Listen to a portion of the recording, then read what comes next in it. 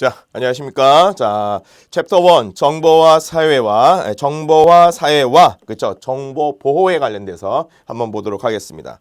자, 첫 번째 보시면요. 자, 정보와 사회와의 특징과 역기능에 관련된 얘기가 있는데, 자, 이 얘기는 그냥 소설처럼 쭉 한번 읽어보시면 될 것 같아요. 자, 중요한 부분에 관련돼서는 제가 이제 밑줄로 그으면서 말씀을 드리겠는데, 자, 일단은 정보와 사회라는 거는 우리가 지금 이제 4차 산업, 우리의 4차 산업이라고 되어져 있는 게 세계적으로 큰 변화가 있고 있죠. 자, 그래서 그거를 바탕으로 해서 각각 통신이 융합된 정보통신에 관련된 컴퓨터와 통신이 융합된 통신이 융합된 정보와 사회와 또는 지식 기반의 사회를 바탕을 두고 있더라라는 이야기를 할 수가 있어요. 그래서 과거의 산업화에서는 하부 구조에 관련된 뭐 도로, 항만 이런 인프라에 관련된 것만 기반이었지만, 그렇죠? 지금 현재는 자, 미디어나 통신이나 그다음에 컴퓨터와 같은 새로운 사회 하부 구조가 되게 중요한 역할을 하고 있더라라고 생각하시면 됩니다. 그렇게 뭐 중요한 부분들은 아니죠. 자, 그래서 이런 정보와 사회의 특징에 관련돼서 다음과 같이 쭉 5가지를 열거해 가고 있습니다. 자, 하나씩 보도록 하겠습니다. 자, 보시면요. 자, 정보의 사회적 중요성에 증대되었다라고 얘기하는 거는 우리가 개인적인 생활을 함에 있어서, 그렇죠? 정보의 의존도가 상당히 커가고 있다라는 이야기입니다. 그렇죠? 한 발짝 떼기도 전에 여러 가지 정보를 검색하면서 우리가 움직이고 있죠. 자, 그런 것들. 그다음에 지식의 노동성이 증대되고 있더라라는 이야기면 여러 가지 정보나 서비스를 통해서 삶의 질의 가치가, 그렇죠? 정보에 관련된 정보와 여러 가지 지식의 질의 가치가 결정되어진다. 그러니까 정보를 많이 갖고 있는 사람과 적게 갖고 있는 사람의 차이, 즉 정보 이꼬르 돈이다. 뭐 그런 식으로도 말씀을 드릴 수가 있겠고요. 그 다음에 정보의 급격한 증가, 뭐 이거는 뭐 다 아시는 것 같이 정보의 양이 아주 폭발적으로 증가하고 있더라라는 거를 우리가 알 수 있겠습니다. 자, 그러면서 또 원활한 정보의 교환. 우리가 이제 정보의 교환이라고 되어져 있는 것은 뭐 이메일이나 여러분들이 사용하고 계신 모든 개인 SNS 같은 것들 모두 다 정보라고 생각할 수 있는데, 그거에 대한 교환이 이루어지고 있고, 그 다음에 또 나중에는 자, 미래 전쟁으로 여겨지는 사이버전, 정보전에 관련된 얘기 있죠. 자, 이것도 크게 변화되고 있다. 문제가 되고 있다라는 형식으로 여러분들한테 말씀드릴 수가 있겠습니다. 자, 그러면 다음과 같이 이런 정보와의 역기능에 관련돼서 쭉 한번 보시면요. 다음과 같이 몇 가지로 이야기 나오는데, 뭐 다음과 같이 뭐 예를 들어 부작용에 대한 역기능이라고 얘기하는데, 그렇죠? 뭐 여러 가지 문제가 발생되는 거에 따라서, 그럼 여기서는 뭐 다음과 같이 이렇게 얘기해요. 비도덕, 그 다음에 뭐 불법, 불법 행위, 뭐 이런 거에 관련돼서는 다 뭐라고 얘기하냐면 역기능에 다 포함될 수가 있겠죠. 자, 그래서 보신다고 하면 여기 여러 가지 예들이 나와 있습니다. 그렇죠? 해킹에 관련된 거. 자, 불법 침입. 그렇죠? 뭐 하드웨어적으로 뭐 그다음에 소프트웨어적으로 다른 컴퓨터에 침입을 한다든지 뭐 이런 것들, 그다음에 개인정보 프라이버시 침해한다든지 이런 것들 다 역기능의 하나의 예라고 들을 수가 있겠죠. 예전에 비해서는 컴퓨터가 없이, 그 다음에 정보가 이렇게 많지 않을 때보다 지금이 자, 이런 불법 침해 요소들이 더 많더라라는 이야기. 자, 그리고 또 이제 되게 심각한 문제가 있죠. 자, 그래서 불법 소프트웨어에 관련된 불법 복제, 그 다음에 또 불건정 정보의 유통, 뭐 이런 것들이 다 역기능이라고 이야기할 수가 있겠습니다. 자, 그리고 데이터의 불법 변조 및 파괴, 이게 바로 이제 사이버 테러라고 되어져 있는 거라고 말씀드릴 수가 있겠죠. 자, 그래서 이런 여러 가지 관련돼서 불법적 역기능들 우리가 이제 잘 해결해야 될 것이며, 또 해결할 수 있는 방안을 우리가 모색해야 되겠다라는 말씀을 드릴 수가 있겠습니다. 자, 그러면 정보 보호에 관련된 자, information security라고 되어져 있는 이 부분들을 한번 이야기 한번 해보면요. 자, 여기서 밑에 이제 주석을 보시면 한국정보통신기술협회에서, 그렇죠? 정의를 인용해서 쓰고 있어요. 다음과 같이. 이런 것들은 텍스트에 대한 정의이기 때문에 자, 정보 보호의 정의란 정보의 수집, 그 다음에 가공, 그 다음에 저장, 검색 다 하고 계시죠. 그 다음에 송신, 송수신 도중에 정보의 훼손이라든지 변조라든지 유출 등을 방지하기 위한 관리적, 그 다음에 기술적인 수단 또는 그러한 수단을 이루는 행위, 이거를 바로 뭐라고 한다? 정보 보호다라고 정의하고 있습니다. 자, 이런 협회에서 정의한 이런 텍스트적인 이런 것들은 여러분들이 한번 쭉 한번 암기라기보다는 한번 좀 읽어보시고 이 안에 어떤 내용들로 정의가 되어져 있는지 한번 보셔야 될 것 같아요. 자, 반면에 또 그거를 공급자 측면과 사용자 측면으로 또 구분한다고 하면, 얘기를 한다고 하면, 자, 내 외부 위험 요소로부터, 그쵸? 네트워크, 시스템 등의 하드웨어, 데이터베이스, 그 다음에 통신, 전산시설 같은 정보 자산을 안전하게 보호하고 운영하기 위한 일련의 행위다. 자, 이거는 뭐 제가 쭉 읽어드린 얘기는 이게 그 텍스트적으로 정의되어져 있는 거니까 한 번쯤 읽어보고 한 2번 정도 읽어보세요. 그리고 나서 이게 공급자 측면에서 이야기고 사용자 측면에서는 뭐 정보 유출, 그 다음에 남용을 방지하기 위한 일련의 행위 이런 것들을 뭐라고 한다? 정보 보호라고 이야기한다 라는 걸 알아두셨으면 합니다. 자, 그러면 여러분들이 이 정보라고 되어져 있는 자, 이렇게 쓸까요? 네, 정보. 자, 뭐 다 알고 계시겠죠? 저희가 이 과정을 준비하신 분들은 어느 정도 뭐 네트워크라든지 시스템이라든지 뭐 보안이라든지 이런 부분들에 대해서 어느 정도 알고 올라오셨기 때문에 이 정보에 관련된 정의를 내릴 필요는 없을 것 같습니다만 여러분들이 정보하고 우리가 이제 데이터에 관련된 차이를 알아두셔야 될 것 같아요. 그렇죠? 데이터. 그러니까 데이터 같은 경우에는 각색되지 않은 거. 그 다음에 우리가 실생활에서 보여주는 모든 자료들, 그렇죠? 그러니까 도서관에 가보면 도서관에 있는 모든 책들은 다 우리에게 데이터로 인식이 되어지죠. 그렇죠? 자, 그런데 그 중에 내가 필요로 한 요소가 있으면 거기에다가 내 의지를 부각시키는 거예요. 그렇죠? 내 의지로서 수정을 가하는 거예요. 수정을. 그러면 이게 바로 뭐냐? 인포메이션, 정보로 올라오는 거예요. 그렇죠? 그래서 여기서 다루는 모든 것들은 데이터라고 이야기하는 것보다 내 의지와 수정을 할 수 있는 수정이 된, 그렇죠? 내 의지로 수정이 된 여러 가지들의 데이터들 이렇게 설명을 드리도록 하겠습니다. 그래서 그냥 우리가 다루는 이런 것들 중에 데이터에 관련된 얘기들은 다 정보다라고 생각을 하셔도 될 것 같습니다. 자, 그래서 정보의 가용성과 뭐 안정성에 관련된 이야기가 나오죠. 자, 그래서 여기는 뭐 가용성이라고 얘기하는 거는 쉽게 얻었으면 하는 것들이 가용성에 관련된 얘기죠. 그렇죠? 쉽게 얻는 거. 내가 쓸 수 있어야 돼. 쉽게 쓸 수 있어야 돼. 그런 거를 가용성이라고 이야기합니다. 그리고 또 정보 보호 관점에서 정보 보호에 관련된 또 정의를 다음과 같이 내리고 있어요. 정보 활용과 정보의 통제 사이에 균형 감각을 갖고 있는 행위, 이거를 바로 뭐라고 그런다? 정보 보호다. 자, 지금 현재 이 텍스트에서 지금 두 가지 여기 보시면 한국정보통신기술협회에서 정의한 정보 보호의 정의와 다음과 같이 정보 보호 관점에서 정보 보호에 관련된 정의를 두 가지를 내리고 있어요. 그렇죠? 이런 것들은 한 2-3번 읽으셔갖고요. 외우지는 않더라도 정보 보호에 관련된 개념이 정의가 이거다라는 거를 알아주셨으면 합니다. 자, 그러면 다음 정보 보호의 목표가 가장 중요한 부분이 나왔네요. 항상 본다고 하면 뭐 다른 시험을 보더라도 이 페이지에 나와 있는 것들은 많이 다루고 있어요. 자, 한번 보도록 하겠습니다. 자, 정보 보호의 목표. 자, 한번 볼까요? 첫 번째. 자, 정보 보호의 핵심 목표 3가지 3대 요소라고 그래갖고요. 다음과 같이 나누고 있어요. CIA. 다음과 같이 CIA.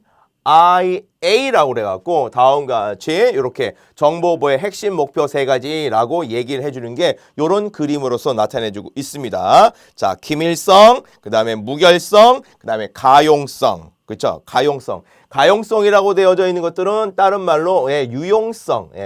유용성이라고도 이야기를 합니다. 유용성. 자, 그렇게 똑같은 이야기입니다. 자, 그랬을 때 다음과 같이 자, 여기 있는 이 그림은 가용성 같은 거 한번 크게 얘기 한번 해보면 가용성은 내가 쓸 수 있어야 돼요.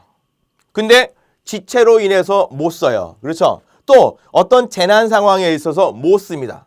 이러면 안 되겠다라는 얘기입니다. 이러면 안 되겠다. 자, 그 다음에 무결성이란 얘기는 변조되지 말아야 되며 파괴되지 말아야 됩니다. 그렇죠? 그런 걸 무결성이라고 얘기해요. 그 다음에 밀성.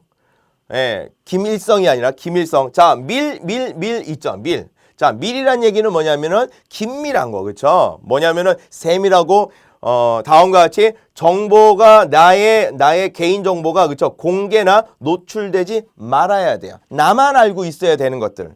자, 이런 세 가지가 다 정보 보안의 위협으로부터 보호되어야 된다. 그렇죠? 그게 핵심 목표가 됩니다.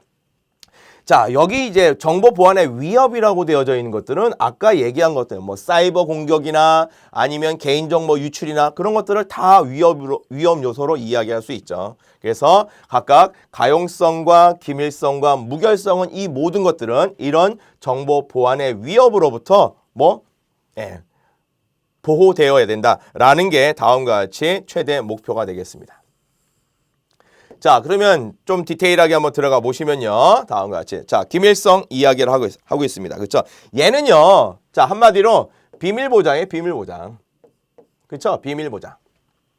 뭐 인가되지 않은 사람 뭐 이런 얘기 없어도 인가가 되었다 손치더라도 그 인가가 된 척 하면서 유출할 수가 있어요. 그렇죠? 그렇기 때문에 그렇죠? 인가되지 않은 사람 그 다음에 또는 인가된 척하는 사람 또는 여러 가지 객체들로부터 정보의 내용을 알 수 없도록 비밀 보장이 되어야 된다라는 걸 얘기하고 있습니다. 그래서 위험 요소로는 자, 이런 기밀성에 관련된 자, 비밀 보장이 되어야 되는데 이런 비밀 보장에 대해서 위협 요소는 다음과 같이 도청, 당연히 그러겠죠. 그렇죠? 트래픽 분석, 그 다음에 스누핑은 여러 가지 이렇게 떠도는 정보를 획득해 갖고 그거를 여러 가지 용도로 사용하는 걸 스누핑이라고 얘기하고 있죠.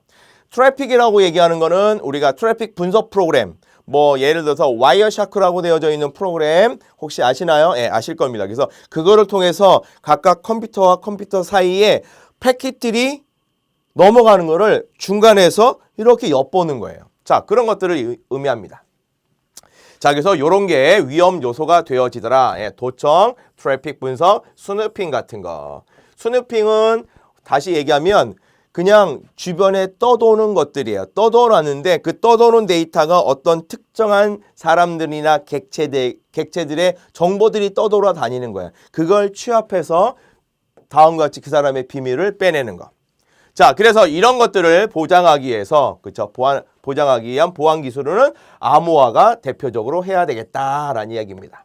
그래서 트래픽 프로그램 같은 거 보시면 암호화가 되어야지 암호화가 안 된 것들은 트래픽 프로그램에서 다 보여요. 그래서 특히 자, 뭐 텔넷이라는 프로그램을 가지고 돌려보면 보안이 안 된 텔넷 프로그램. 텔넷은 일단은 보안이 잘 안 돼 있는데 요거 아이디랑 패스워드가 다 보입니다. 그렇죠? 다 보입니다. 그래서 보통 뭐 리눅스나 그런 데서 텔넷 프로그램들은 이런 거는 잘 안 쓰고 여러 가지 뭐 프로 텔넷 그 다음에 또 예를 들어서 뭐 퓨어 텔넷 뭐 이런 것들을 많이 쓰죠. 여러 가지. 자, 이런 것들은 텔넷이라는 프로그램들은 트래픽 분석하는 프로그램에 의해서 중간에서 다 캐치할 수가 있습니다. 자, 그래서 여기 또 대표적이고 이 외에도 스테가노그래픽이라고 되어져 있는 게 있죠. 그 다음에 디지털 워터마크라고 되어져 있는 게 있죠. 뭐 스테가노그래피라고 되어져 있는 건 뒷부분에 쭉 나오지만 정보를 그쵸? 예, 정보를 암호화하거나 정보를 은닉하는 거예요. 은닉. 예, 정보를 은닉. 정보를 은닉. 디지털 워터마크는 조금 다르죠. 우리가 보여지는데 거기에 내가 나의 뭐 출판에 관련된 거를 보호하기 위해서 나의 이름을 찍거나 이런 것들이 이제 디지털 워터마크지만 스테가노그래피라고 되어져 있는 것들은 아무것도 안 보이는데 그 안에 몇 가지 정보를 추가해서 보내는 거예요. 그렇죠? 그래서 추가해서 보내는 거 부분들이 정보를 은닉해서 내 그림인데 그림 안에다가 다른 내용들을 추가해서 보내는 것들. 그거를 스테가노그래피라고 이야기를 하죠. 자, 암호화 같은 것들은 얘네들 같은 경우에는 실제로 데이터는 다 보이는데 그 중에 뭐 워터마크를 찍어서 보낸다든지 아니면 정보를 은닉하든지 그런 개념이지만 암호화의 개념은 전체를 암호화하는 거예요. 그렇죠? 전체를. 메시지 전체를 딴 사람들도 몰라보게 다 암호화하는 방법. 그 두 가지 여러분들이 차이점을 알아두셨으면 합니다. 자, 그 다음에 자 무결성에 관련된 걸 한번 보도록 하겠습니다. 무결성. 자, 무결성은 결점이 없는 거예요. 그렇죠? 오류. 함부로 수정할 수 없도록. 자, 함부로 수정할 수 없도록. 예. 허락되지 않은 사람 똑같습니다. 그렇죠? 그래서 수신자가 정보를 수신했을 때, 그렇죠? 보관 중인 정보를 열람했을 때 뭐 수정하거나 삭제되지 않도록 하는 거를 무결성이라고 이야기를 하죠. 자, 그거에 대한 위험 요소는 뭐 사고, 그렇죠? 사고.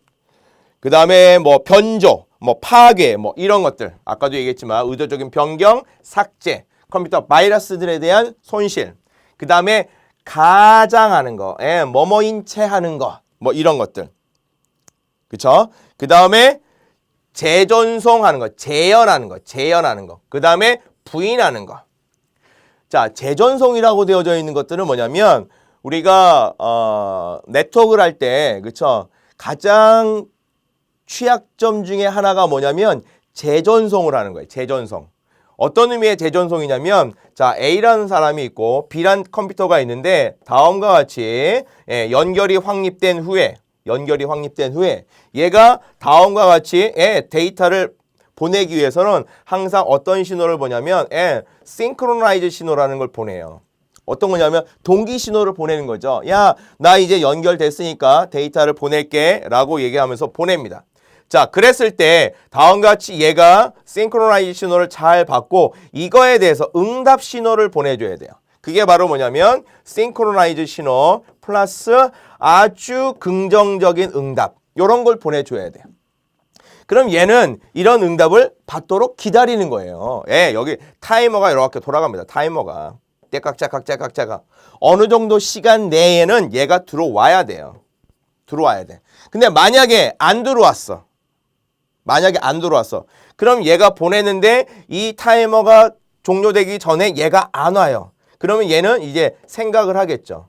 얘는 받는 입장이기 때문에 뭐 제가 보내는지 안 보내는지 몰라도 돼. 근데 얘 같은 경우에는 보냈으면 돌아오는 신호가 있어야 되는데 안 온단 말이야. 그러면 얘는 뭘 하냐면 문제가 있구나. 재전송을 하는 거예요. 재전송.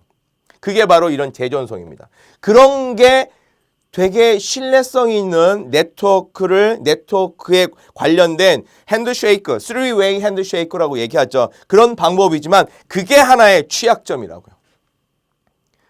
안 받는 거야. 그쵸? 받아도 다음과 같이 얘가 일부러 재전송을 안 보내요. 또는 받아놓고서 계속 재전송을 보내는 거예요. 계속 재전송을.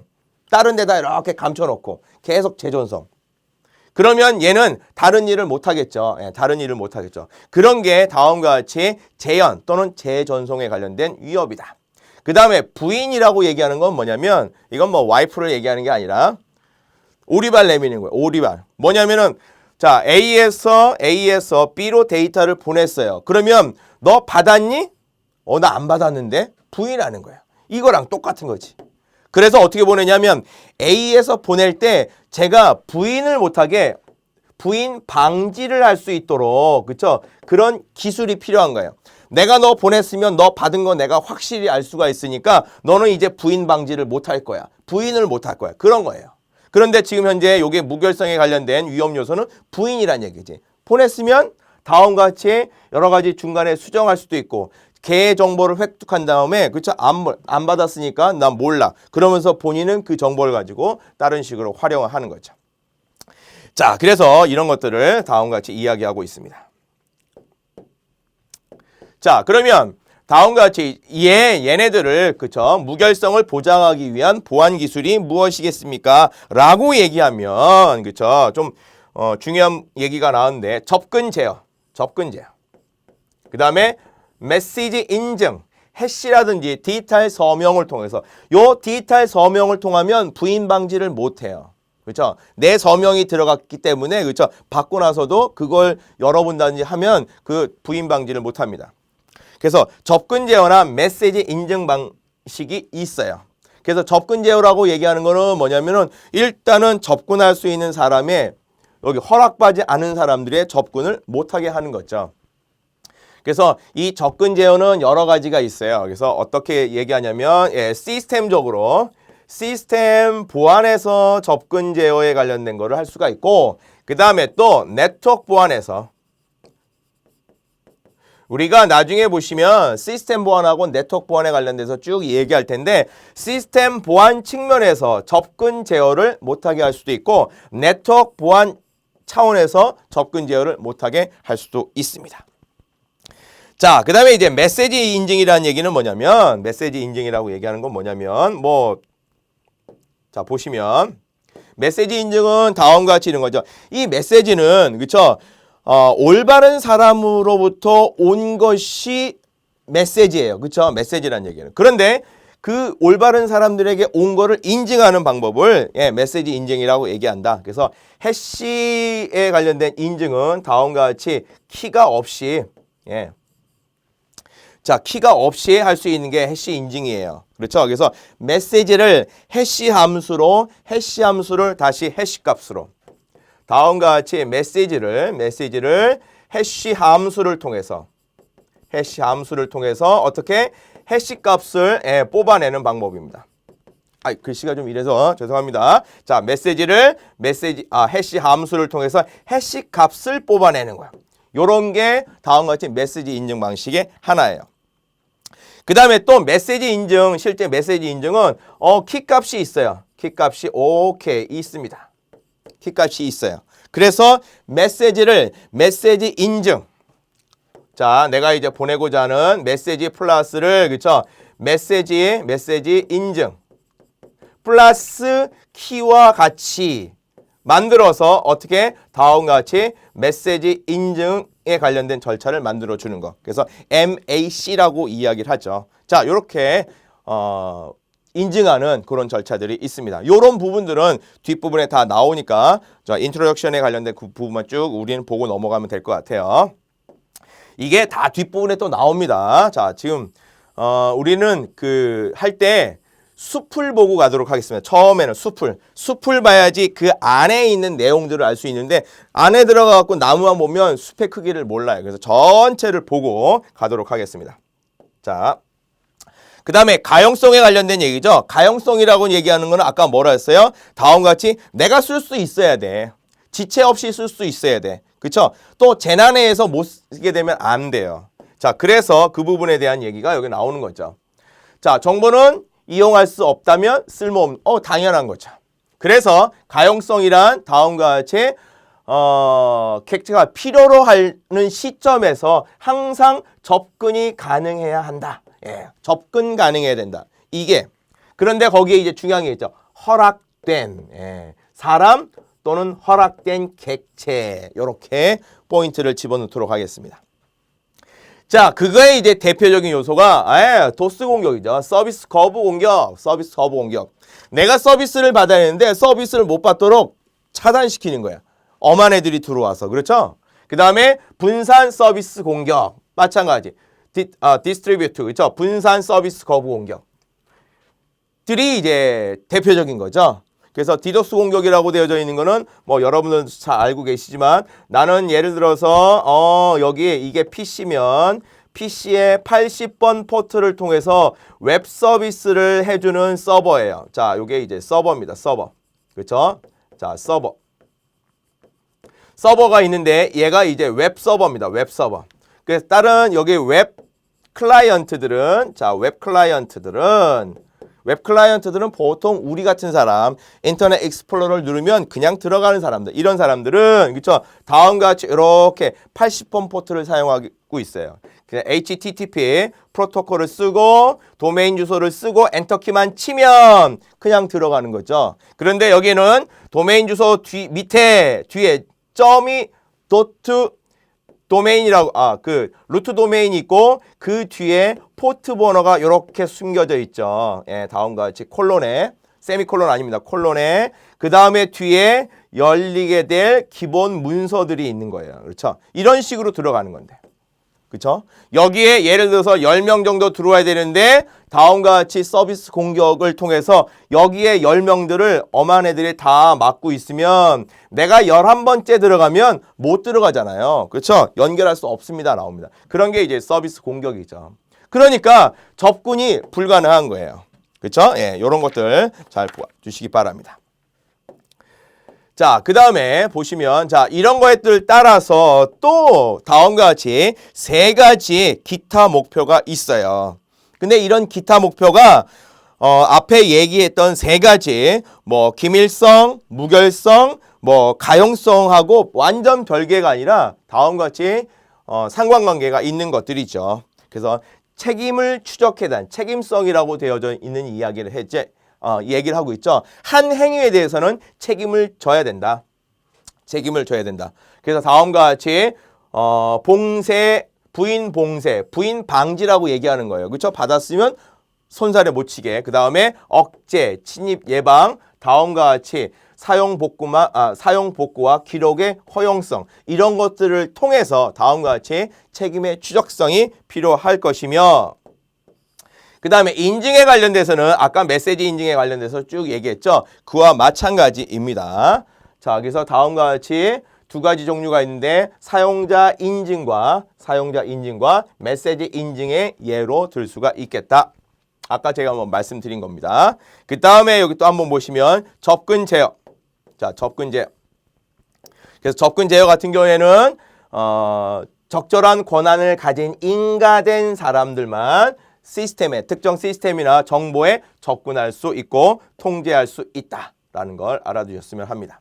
그리고 얘네들을 접근 제어에 관련돼서는 각각 아까도 말씀드렸지만 다음과 같이 시스템 보안, 네트워크 보안에 관련돼서 접근 제어의 가장 기본적인 수단이다. 그래서 시스템 보안에서는 다음과 같이 접근 제어에 IP라든지 서비스 포트를 못 들어오게 막아버릴 수도 있어요. 아니면 IP 주소가 있는데 그 IP 주소를 예를 들어서 뭐 192점, 뭐 168점, 뭐 예를 들어 1.10입니다. 자, 나의 웹 서버로 들어올 때, 자, 요거 콜론입니다. 콜론. 예, 콜론이 들어오는데 내 특정한 웹사이트에 접근을 딱 할 때 어떻게? 내가 야, 아는 사람만 들어와. 8080으로 들어와. 요렇게 이야기할 수가 있어요. 8080. 그러면 이 얘기는 뭐냐면 다음과 같이 이렇게 프로토콜도 써야 되겠죠. HTTP 딱 이렇게 해놓고선 자, 요 IP 주소와 다음과 같이 그 다음에 다음과 같이 내 웹페이지에 아니면 내가 열어놓은 공간에 들어오려고 하면 요 포트 번호를 알아야지만 들어오는 거예요. 그렇죠? 예. 또는 IP라는 얘기는 뭐냐면 시스템에서 다음과 같이 야, 이 IP 못 들어와. 아니면 예를 들어서 자 210에 100에 110에 뭐 10에 50이야.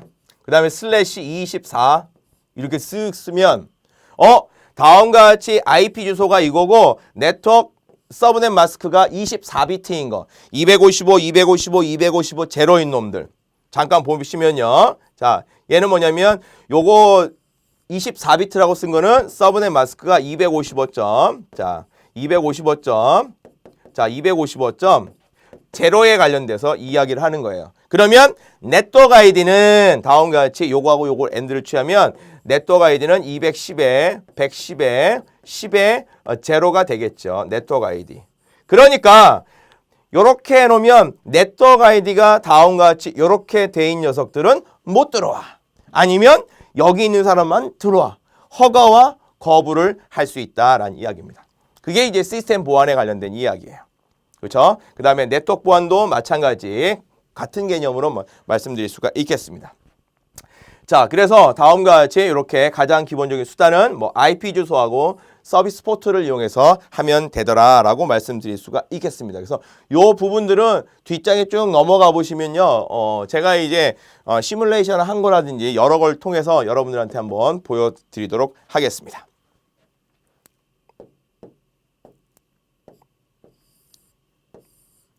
자, 그래서 여기 보시면 또 정의가 좀 밑에 쭉 나와 있죠. 그래서 억제라는 거는 억제력을 가져야 한다는 거 하고, 그 다음에 기록의 허용성이라고 되어져 있는 거 있죠. 그래서 법정에서 증거를 제출할 때 해당 증거가 법정에서 인정받을 수 있도록 통제된 추적 시스템으로 또 생성되어진 거, 올바른 증거가 되어야 되네. 올바른 절차를 거쳐서. 제가 이제 여러분들한테 예를 들어서 녹취를 하겠습니다 라고 녹취를 해야지, 녹취에 관련된 그런 고지 없이 녹취를 하면 그런 법적인 효력이 없는 거죠. 그런 것들을 기록의 허용성이라고 이야기를 한다라고 알아두시면 될 것 같습니다.